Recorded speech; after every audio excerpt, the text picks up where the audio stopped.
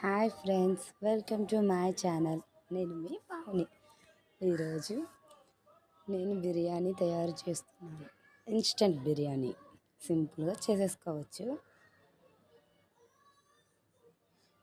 మన దగ్గర ఉండే వెజిటేబుల్స్తో ఇన్స్టెంట్గా బిర్యానీ అయితే చేసేసుకోవచ్చు సింపుల్గా.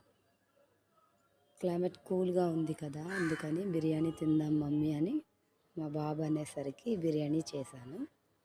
పెద్ద ప్రాసెస్ ఏమీ ఉండదు.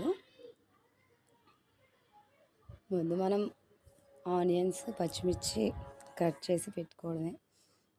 మన దగ్గర ఉన్న వెజిటేబుల్స్ అన్నీ కట్ చేసి పెట్టుకొని ఇలా సింపుల్గా అయితే నేను తయారు చేశాను.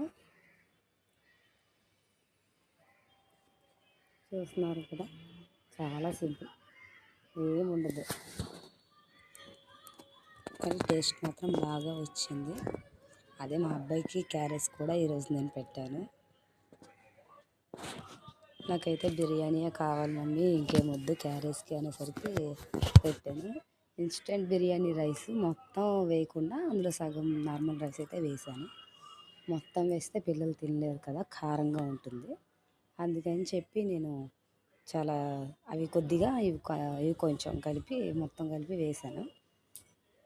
1 గ్లాస్ రైస్ అయితే చేసుకున్నాము. దానికి 2 గ్లాస్ వాటర్ అయితే యాడ్ చేశాను. ఇంకా కాస్త వేసాను వాటర్, వెజిటేబుల్స్ ఉన్నాయి కదా అవి కూడా కుక్ అవ్వాలని చెప్పి.